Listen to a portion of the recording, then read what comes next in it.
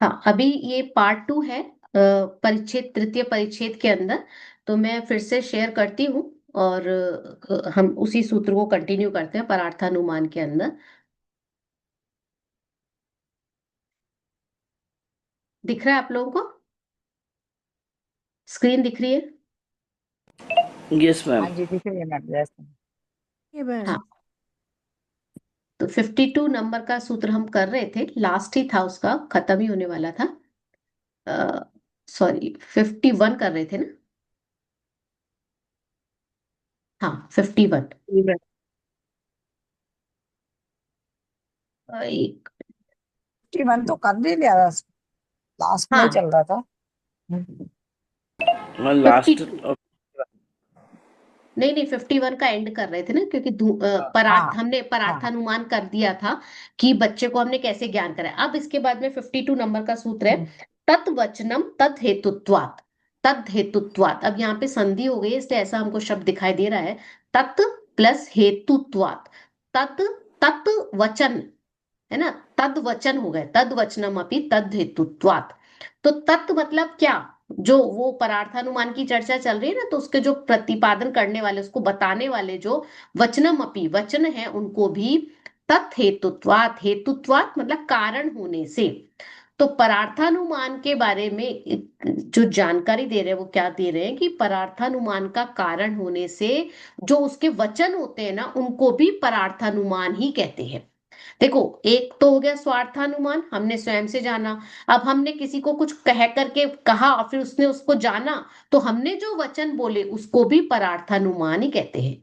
तो क्योंकि वो परार्थानुमान का कारण है, इसलिए उन प्रतिपादक वचनों को भी, उनको बताने वाले वचनों को भी, प्रतिपादन करने वाले वचनों को भी क्या कहेंगे? परार्थानुमान कहते हैं। देख लीजिए इसको व्याख्या में, जो वचन परार्थानुमान में कारण होते हैं, उन वचनों को भी व्यवहार से परार्थानुमान कहा जाता है। ठीक है, इसमें समझ में आ रहा है? अभी ये पता नहीं कैसे पीडीएफ हो गई है। हाँ, अब आगे ये हेतु के भेद वगैरह चल रही है, काफी सारी चर्चा है, ये हमारे कोर्स में नहीं है, हम इसको छोड़ रहे हैं, सीधा 90 पे पहुंच रहे हैं। 90 पे है ना सिलेबस में? हाँ जी। हाँ जी, 1997। हाँ, 90 से 97। अब वापस से थोड़ी सी वो चर्चा आने वाली है कि उदाहरण क्यों नहीं दिया है।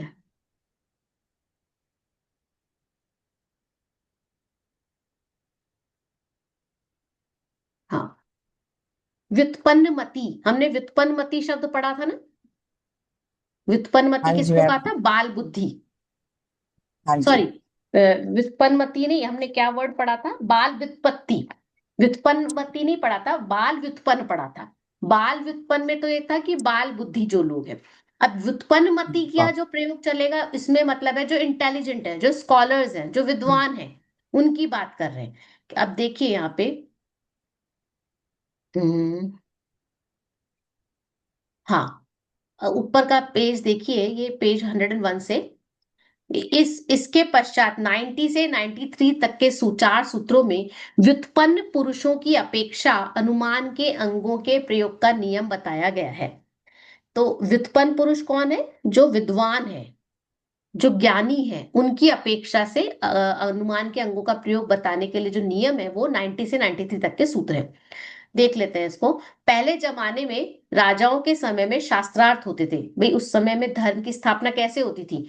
राजाओं के पास में विद्वान हुआ करते थे, वो आपस में वाद विवाद करते थे, जिस विद्वान ने अपने मत को स्थापित कर दिया तर्कों के माध्यम से, वही विजयी माना जाता था, उसी का धर्म माना जाता था। तो जो व्यक्ति विद्वान उस वाद विवाद में भाग ले रहा है, अगर वो व्युत्पन्नमति है, मतलब हाजिर जवाबी है, कि जो समस्या है उसका उसने तुरंत जवाब दे दिया, है ना, तब तो उसका मत वो एस्टेब्लिश हो जाएगा, वो जीत जाएगा। और जो व्युत्पन्नमति नहीं होगा, वो हार जाएगा। तो वाद विवाद में जीतने के लिए विद्वान होने के साथ साथ, नॉलेज होने के साथ साथ व्युत्पन्नमति होना भी आवश्यक था। तो इसलिए आचार्य ने व्युत्पन्नमति शब्द का प्रयोग किया है। तो 90 नंबर का सूत्र देखिए, व्युत्पन्न प्रयोगस्तु तथोपपत्त्या अन्यथा अनुपत्त्येव वा। अब इसमें तीन शब्द है, व्युत्पन्न प्रयोगस्तु, व्युत्पन्न प्रयोग, फिर तथोपपत्ति और अन्यथा उपपत्ति। तो तथा और अन्यथा, ये तो अलग अलग शब्द है, उपपत्ति वर्ड और अनुपपत्ति। उपपत्ति का अपोजिट हो गया अनुपपत्ति। ठीक है। अब व्युत्पन्न कह रहे हैं जो हाजिर जवाब है। व्युत्पन्न, हाजिर जवाब, जो तुरंत कोई भी समस्या है उसका समाधान देने में जो एक्सपर्ट है, उसको कह रहे हैं व्युत्पन्न। तो तथोपपत्ति मतलब व्युत्पन्न के प्रयोग करने में जो तथोपपत्ति, तथोपपत्ति क्या है, मतलब जैसा होना चाहिए वैसा ही होना, मतलब वैसा ही होने पर उसका होना, जैसा होना चाहिए वैसा होना, तो उसको क्या कह रहे हैं, तथोपपत्ति। वैसा, तथा मतलब वैसा, उपपत्ति मतलब होना, तो वैसा ही होने पर उसका होना उपपत्ति हो गया, तथोपपत्ति हो गई। और अन्यथा उपपत्ति में क्या होगा, उपरी विपरीत होना, कि वैसा ही न होने पर उसका उत्पन्न नहीं होना। तथोत्पत्ति और अन्यथा उपपत्ति, तथा उपपत्ति अन्यथा अनुपपत्ति। ठीक है ना, ऐसे शब्दों को थोड़ा सा ध्यान देंगे, क्योंकि नए नए शब्द है ना, एकदम से सेट नहीं होते हैं। व्युत्पन्न प्रयोग क्या हो गया, जो विद्वान हाजिर जवाब है, तुरंत एकदम से कोई भी बात आई और उसने उसका आंसर कर दिया, तो वो हो गया व्युत्पन्न मति, है ना, समस्या का जो समाधान दे रहा है। तो वो इंटेलेक्चुअल के साथ साथ ऐसा होना चाहिए जो तुरंत अपनी बात को प्रेजेंट कर सके। तो व्युत्पन्नमति को कितने अंगों की जरूरत है ये बता रहे हैं यहाँ पे। तो कह रहे हैं तथोपपत्ति, तो उससे अनुमान हो जाता है, तथोपत्ति और अन्यथा अनुपत्ति से ही विद्वान को तो अनुमान हो जाता है, उसके लिए उदाहरण आदि की जरूरत नहीं है, ये यहाँ पर कहना चाहते हैं। अब आगे देखिए। हाँ, व्युत्पन्न विद्वान तो तथोपपत्ति और अन्यथा अनुपपत्ति के प्रयोग से ही अनुमान कर लेते हैं, समझ जाते हैं, अतः उनके लिए उदाहरण आदि अन्य अंगों के प्रयोग की आवश्यकता नहीं है। तथोपपत्ति, वैसा ही होने पर उस प्रकार की बात घटित होने को तथोपपत्ति कहते हैं। जैसे सूर्य के उदित होने पर कमल का खिलना, सूर्य का उदय हुआ और वैसे ही कमल खिल गया, तो तथोपपत्ति हो गई। अब अन्यथा अनुपपत्ति क्या होगी, इसके बिना यह काम नहीं हो सकता, इसे कहेंगे अन्यथा अनुपपत्ति। जैसे बरसात के बिना नदी में बाढ़ नहीं आ सकती। ठीक है, बरसात के बिना नदी में बाढ़ नहीं आ सकती। बाढ़ को देख करके हम क्या कहते हैं, जरूर बहुत तेज बारिश हुई है ना, क्योंकि बरसात के बिना बाढ़ आ ही नहीं सकती है। तो अन्यथा अनुपपत्ति हो गया। अब तथोपत्ति द्वारा अन्वय व्याप्ति का ग्रहण होता है और अन्यथा अनुपत्ति द्वारा व्यतिरेक व्याप्ति का ग्रहण होता है।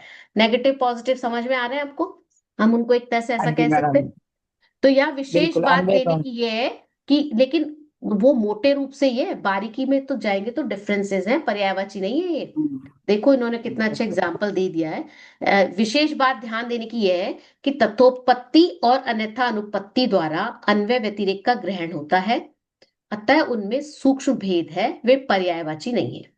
जैसे कोई ऑर्थोपेडिक हड्डी का डॉक्टर व्यायाम के तरीके फिजियोथेरेपिस्ट डॉक्टर को तो सांकेतिक भाषा में संक्षेप में बता देते हैं, वो उतने से ही समझ जाते हैं, लेकिन मरीज को तो सारे व्यायाम करवा कर समझाने पड़ते हैं।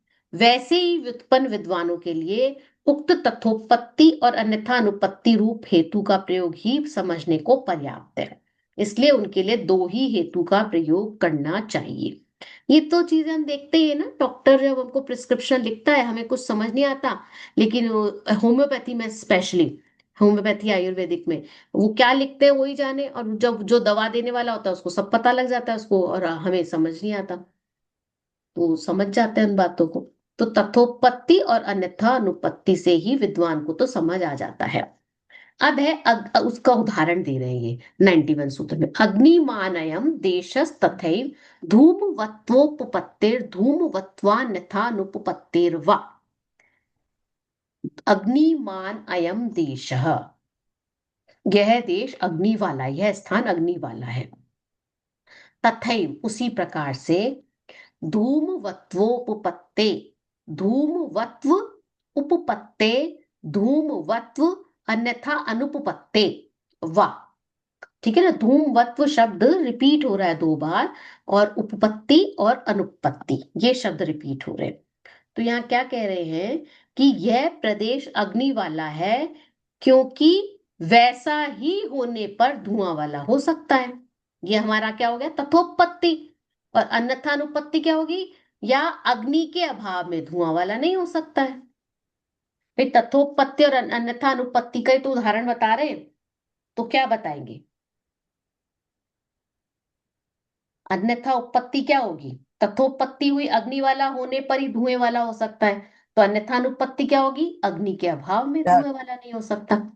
तो हमको इसी से अनुमान का ज्ञान हो जाता है। अब कह रहे हैं कि व्युत्पन्न विद्वान को व्याप्ति का निर्णय कैसे होता है, वो निर्णय निश्चय कैसे करते हैं व्याप्ति का, वो अगले सूत्र में बताया, 92 नंबर के सूत्र में। हेतु प्रयोगो ही यथा व्याप्ति ग्रहणम विधीयते। हेतु प्रयोगो ही यथा व्याप्ति ग्रहणम विधीयते, सा च तावन मात्रेण व्युत्पन्नैरेवावधार्यते। सा च तावन मात्रेण, यहां सा शब्द का प्रयोग क्यों किया है अनुजी, सही। सा शब्द का प्रयोग। पता नहीं मैम, इतना नहीं आता अभी। हाँ, मैं आपको फिर भी बताने की कोशिश कर रही हूँ कि आने में मुश्किल नहीं है। सा इसलिए किया क्योंकि व्याप्ति की बात कर रहे हैं, व्याप्ति स्त्रीलिंग है ना, तो ठीक व्याप्ति है। ग्रहण विधीयते कहा ना, व्याप्ति का ग्रहण होता है, तो साच वह व्याप्ति तावन मात्रेण उतने मात्र से ही व्युत्पन्नैरेव अवधार्यते। व्युत्पन्न जो होते हैं, विद्वान जो होते हैं, उनके द्वारा अवधारित कर ली जाती है, उनके द्वारा ग्रहण कर ली जाती है, उनको इससे निश्चय हो जाता है। हेतु प्रयोगो ही यथा, भाई हेतु का प्रयोग करने से व्याप्ति का ग्रहण हो जाता है, तो विद्वानों को तो उतने मात्र से ही हो जाता है। सिंपल सी बात है। क्या कहना चाह रहे हैं कि हेतु के प्रयोग से ही विद्वानों को तो व्याप्ति का निर्णय हो जाता है।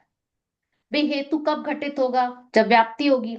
व्याप्ति का निर्णय कैसे हो जाता है, हेतु के प्रयोग से ही व्याप्ति का निर्णय हो जाता है।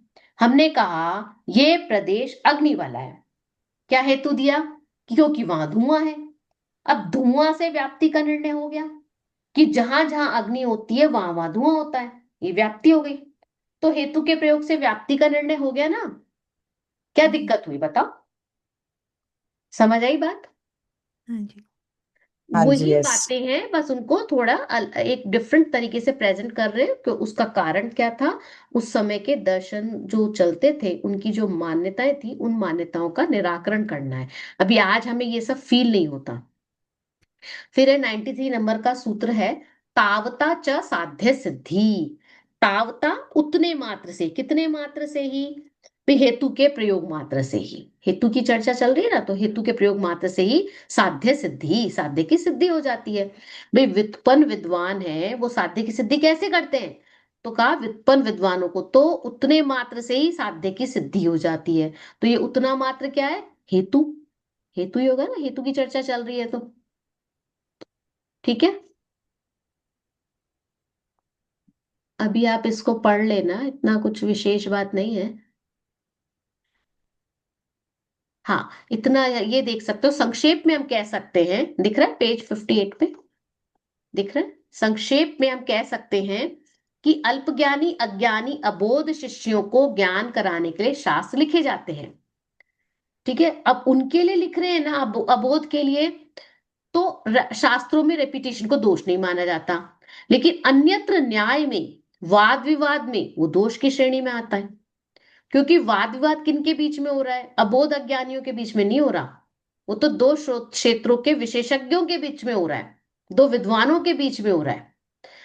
अब आज की बात लिख दी है कि आजकल अज्ञानी भी बहस करते देखे जाते हैं। ठीक है ना। अब इसके बाद में 94, अब एक सूत्र में पक्ष के प्रयोग की आवश्यकता पर प्रकाश डाला गया है। पक्ष की आवश्यकता क्या है, 94 नंबर का सूत्र है। बस अब हमारी चर्चा लगभग खत्म होने को ही है। फिर अनुमान के बाद में एक और आगम प्रमाण था ना, परोक्ष प्रमाण, उसकी चर्चा फिर हम करेंगे।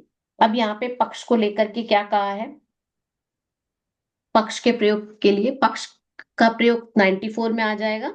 इसके लिए पक्ष का प्रयोग करने से क्या फायदा है, पक्ष तेन पक्षस्तदाधार सूचनयोक्तः, तेन पक्षस्तदाधार सूचनायोक्त। तो तेन पक्षः, तत् आधार सूचनाएं उक्तः। अब देखो संधि विच्छेद कर देते हैं, शब्द खोल देते हैं ना, तो काफी कुछ क्लैरिटी आ जाती है। ऐसे तो हमको समझ में नहीं आता क्या बोल रहे हैं। सूचनाएं, सूचना देने के लिए, बताने के लिए, उक्तः कहा गया है, तेन इसलिए, रीजन बता रहे हैं तो तृतीय विभक्ति है, इसलिए, पक्ष तत् आधार सूचना, उस मतलब को साध्य, साध्य की सूचना देने के लिए। तो पक्ष का क्यों प्रयोग करना चाहिए? कि साधन से व्याप्त साध्य के आधार की सूचना के लिए पक्ष का प्रयोग किया जाता है। साधन से व्याप्त साध्य के आधार की, तदाधार लिखा है ना, तो साधन से व्याप्त साध्य के आधार की सूचना देने के लिए। तो धूम रूप साधन से व्याप्त अग्नि रूप साध्य के आधार की सूचना के लिए पक्ष रूप पर्वत का उल्लेख किया जाता है। ठीक है, यहां तक हमारी अनुमान प्रमाण की चर्चा हुई। अब हमारा अनुमान के बाद में आता है आगम प्रमाण। आगम भी क्या है? परोक्ष प्रमाण है। तो आगम के प्रमाण से संबंधित हमारे पास में 95, 96 और 97 ये 3 सूत्र हैं। 97 तो छोटा सा ही सूत्र है, और 95 और 96 के अंदर शब्द की बात की। आगम का मतलब क्या? आगम के अंदर तो क्या होंगे, नहीं जनवाणी में क्या होगा? शब्द ही होंगे ना, शब्द और अर्थ है, वचन है, उनकी चर्चा है, तो उसी से रिलेटेड है। 95 नंबर का सूत्र देखिए।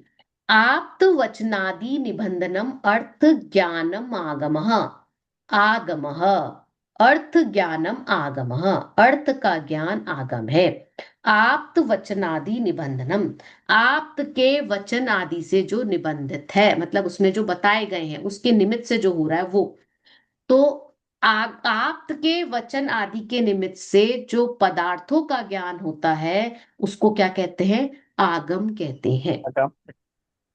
ठीक है। अब हाँ यहाँ जी। पे वो चर्चा चल रही कि आप्त क्यों लगाया, वो क्यों लगाया, तो देख लीजिए इसमें व्याख्या में। सूत्र में से यदि हम आप्त शब्द हटा दें और कहें वचन निबंधन अर्थ ज्ञान आगम है, तो क्या हो जाएगा? कोई भी ऐरा गैरा आएगा और कुछ भी बोलेगा वो सब आगम हो जाएगा। कोई मायाचारी होगा, पागल होगा, शराबी होगा, सोया हुआ होगा, ठग होगा, तो जो भी वो बोलेगा उसके वचन क्या हो जाएंगे? अर्थ ज्ञान होने से आगम कहलाएंगे।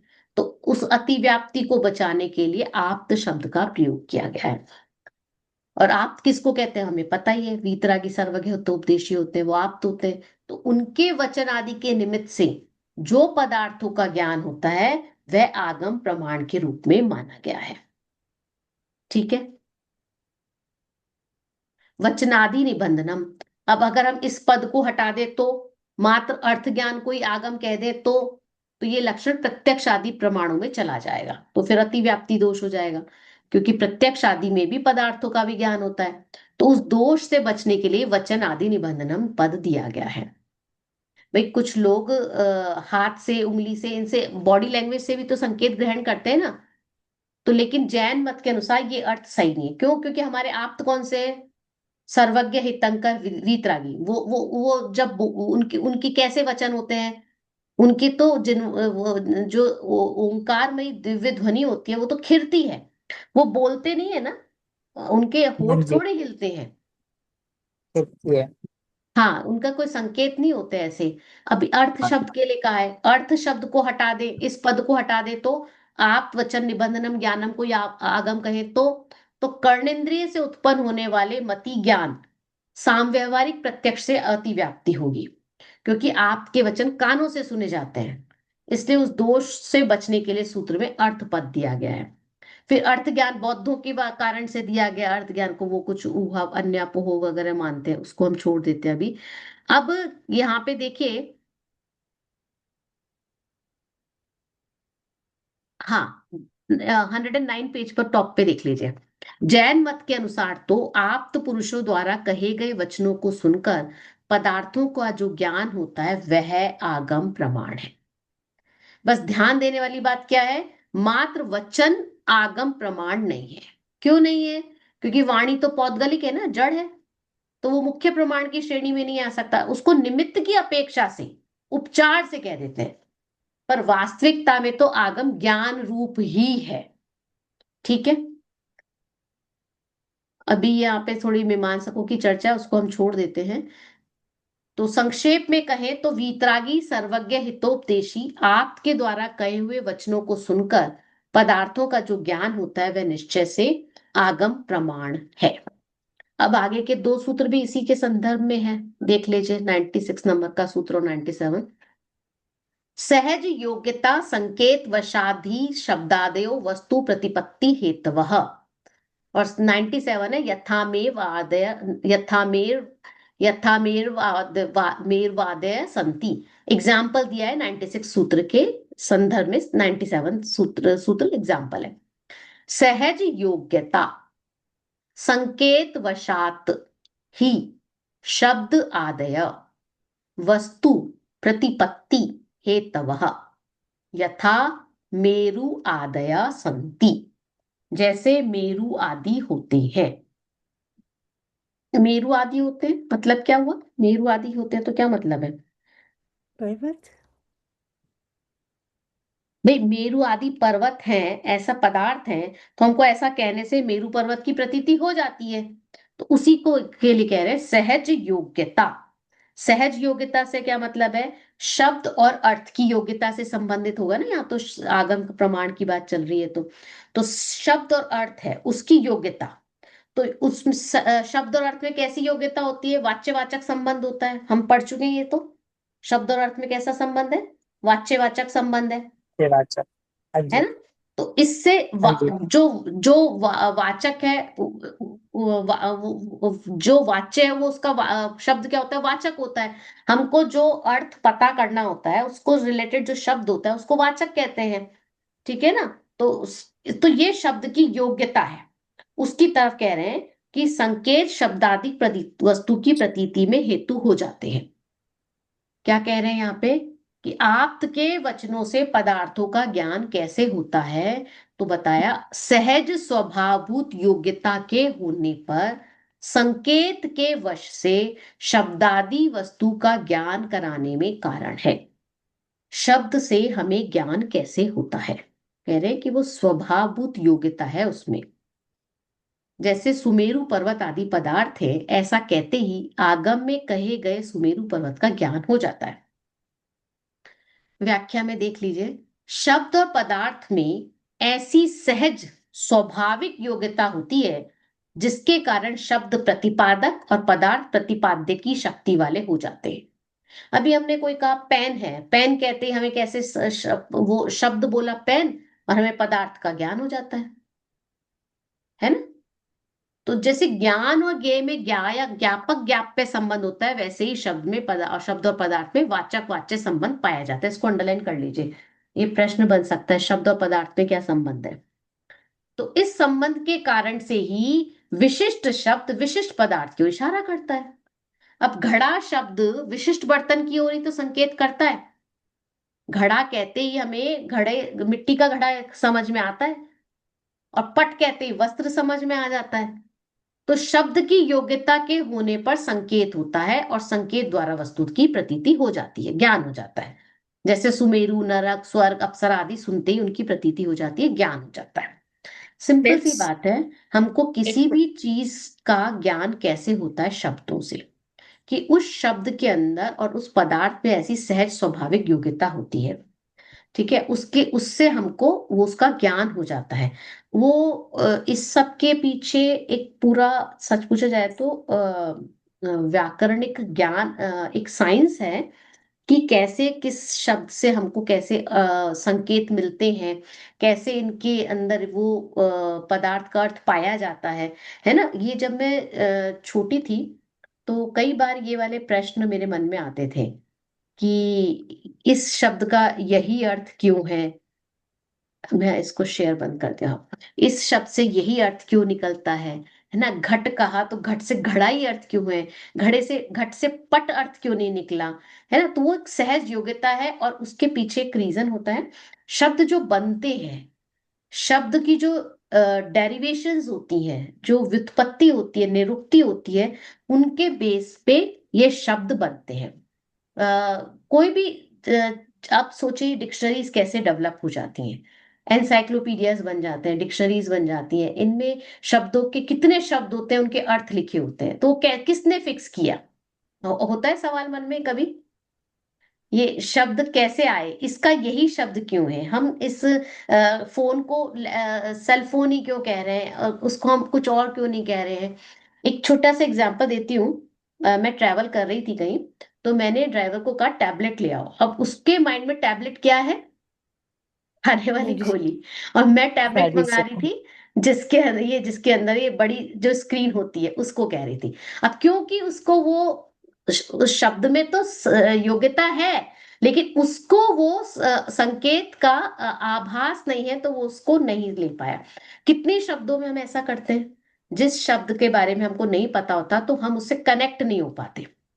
वर्ड में पावर होती है, उनमें योग्यता होती है, तो ये मैम जैसे उसमें बोलते हैं, जैसे छोटा बेबी होता है वो मम्मा ऐसे कहता है, उसके हाँ हिसाब से उन्होंने नाम रख दिए, और वो सारी कंट्रीज में देखने को मिलते हैं। हाँ, वो मैं वही कह रही हूँ कि कुछ चीजों को निरुक्ति जिसको कहते हैं, निरुक्ति है, डेरिवेशंस है।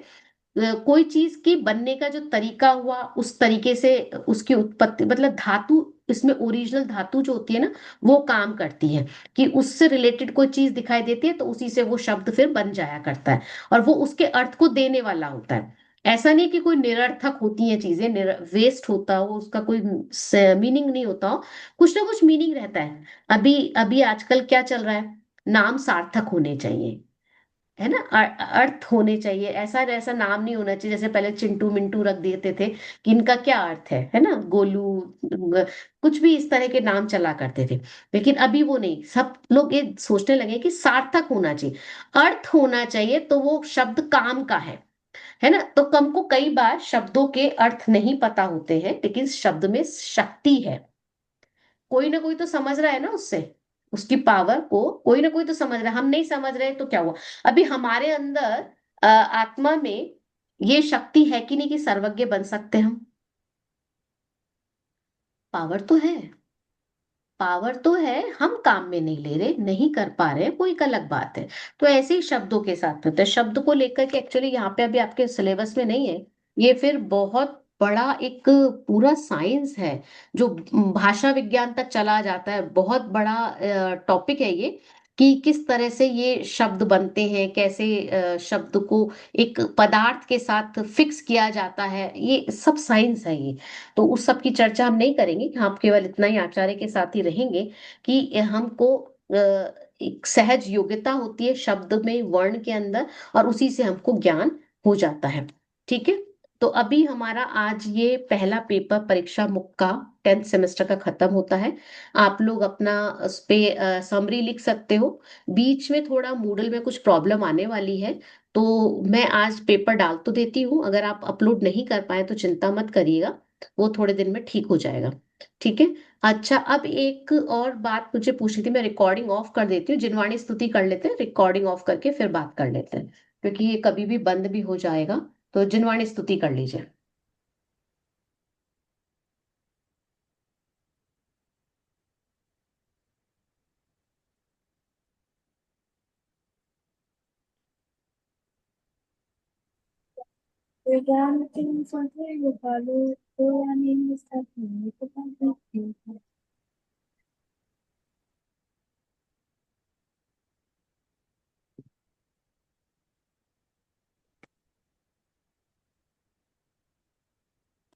मैम आप म्यूट पे हैं। अच्छा, हाँ, लेकिन मुझे रिकॉर्डिंग ऑफ करने का दिख नहीं रहा है।